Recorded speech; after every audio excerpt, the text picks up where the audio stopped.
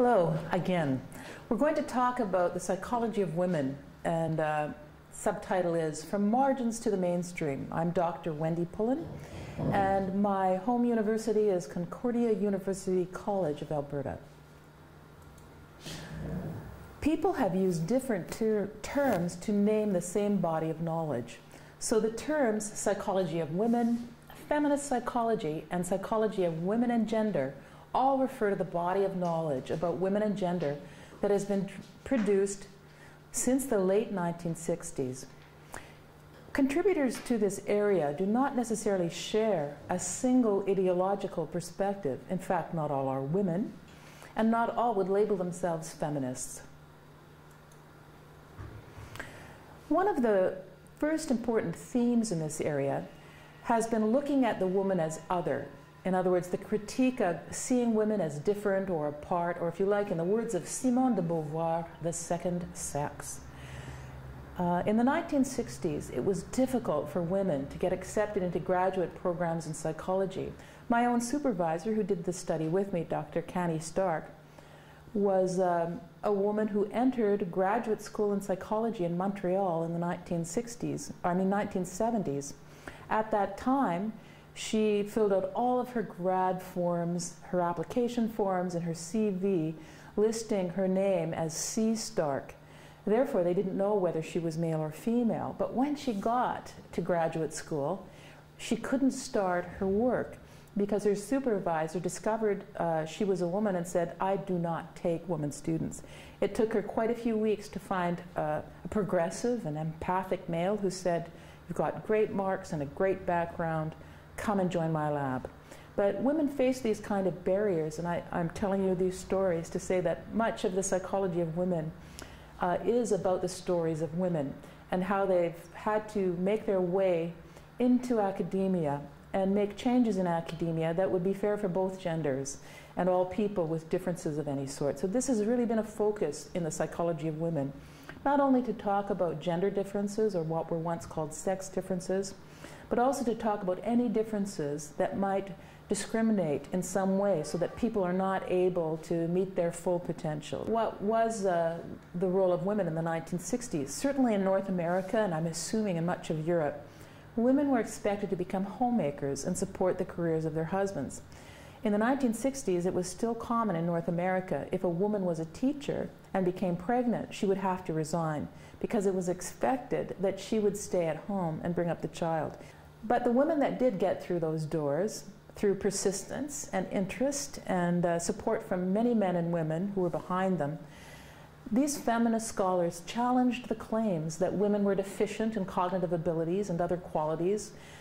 For example, some said women didn't have mathematical thinking skills that would allow them to do well in sciences, or that they didn't have the stamina because they had menstrual cycles once a month to withstand the pressure. There are many arguments against allowing women into academia, but they came anyway. So they had to tear down the barriers to this idea of they weren't fit for public life or work participation. Eventually they did overcome the barriers, both ideas, ideological barriers, and institutional barriers, or like rules and policies, which I would call structural barriers. But they weren't alone. They were supported by the feminist movement and the changes that this brought in society. Unfortunately, as the percentage of women in academia increased, in academic psychology particularly, contributions that demonstrated that women and men are capable of the same work and social roles increased. A really important scholar, whose name is Rhoda Unger, in 1979, wrote an article that appeared in the American Psychologist, which is the general APA journal that is read by practically every psychologist in America, the United States, and Canada. She talked about the fact that this word sex differences doesn't really fit in the way that it had been used by scholars, because sex difference implies that there is a natural, essential difference that is relatively permanently biological. In other words, if you have female secondary sex characteristics, this will determine your behavior. And she pointed out that people were really talking about socially constructed differences Social construction is a term often used recently by scholars. It was very important in the 1990s and continues to be used, is the idea that we are all shaped or socially conditioned to behave in ways that are appropriate for our sex or gender. Each culture and context will have its own patterns at a particular point in history. And what's interesting to me is that these patterns change over time. It is now possible for me to not smile, to speak strongly, and to really voice my criticism or arguments, and that is well accepted in the context I live in. There's a paradox about studying sex differences, or the more recent term gender differences. The paradox is the more that you look at the differences, the bigger they appear.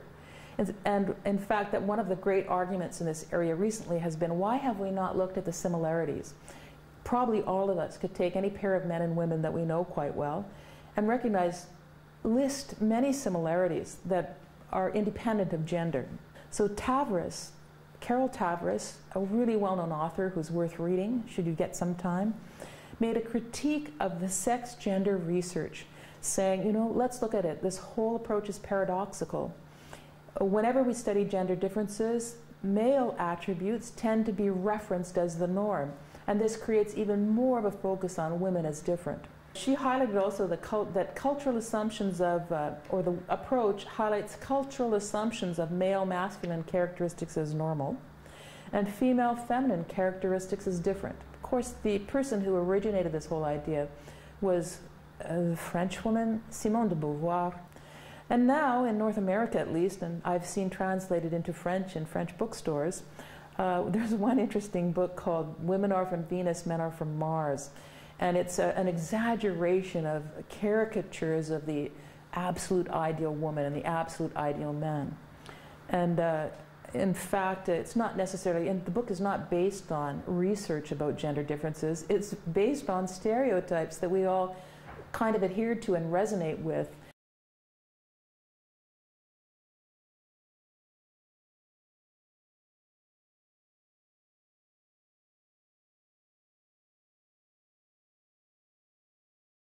There was an interesting flow of ideas, or if you like, school of ideas in the 1980s.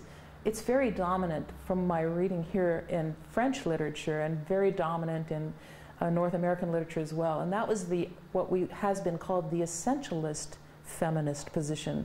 The idea that women are born natural caregivers.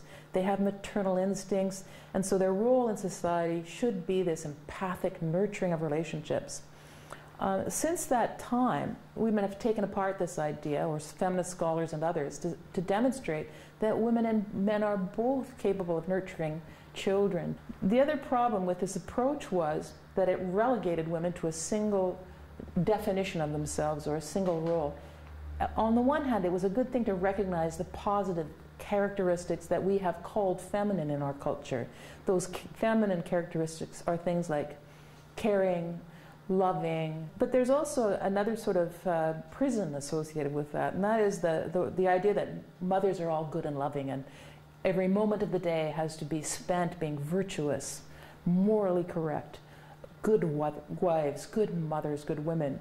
And of course that's a prison, and that often the life of a mother is very, very conflictual, difficult.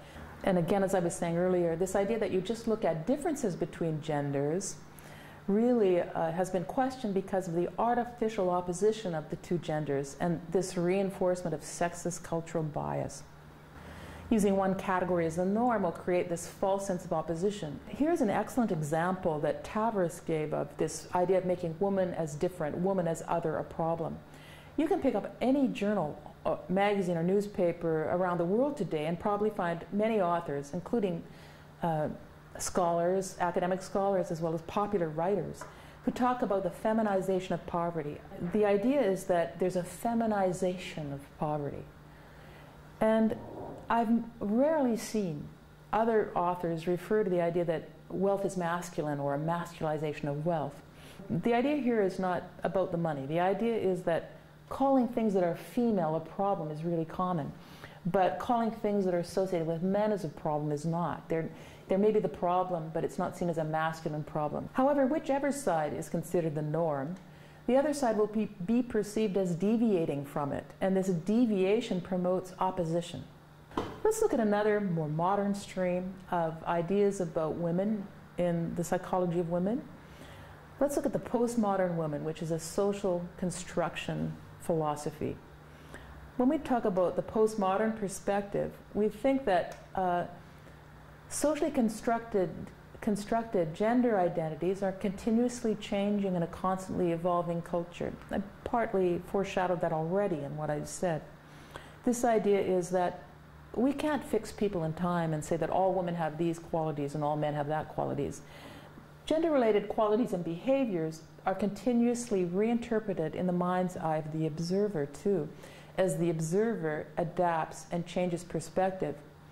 In fact, the whole history of the psychology of women and gender is one that has involved research and writing in the margins. Feminist scholars dare to challenge existent or extant sexist assumptions of mainstream psychology. And feminist journals have welcomed alternative theories while encouraging the adoption of critical standpoints and alternative methods such as qualitative or narrative approaches. Sadly, we're still a little bit invisible after all these years. I think here in France you'll probably agree that you have not yet read much about the psychology of women. Despite feminist scholars' best efforts, the psychology of women and gender is still relatively invisible in many mainstream journals and course textbooks. However, fortunately for you, if you're a motivated reader, there's a treasure trove of challenging reading and reflective critical thinking that awaits you if you actively search for interesting feminist literature, and I've given you a few ideas. There's some great journals online or in print. One is the Psychology of Women Quarterly. The second is Feminism and Psychology. Or you could read Matlin, The Psychology of Women, La Psychologie des Femmes en Français. It's translated from the American textbook and adapted to the French context by myself and a colleague in Grenoble, Catherine Blatier. So that's everything, and I'd like to thank you for your attention, and I think we'll end at this point.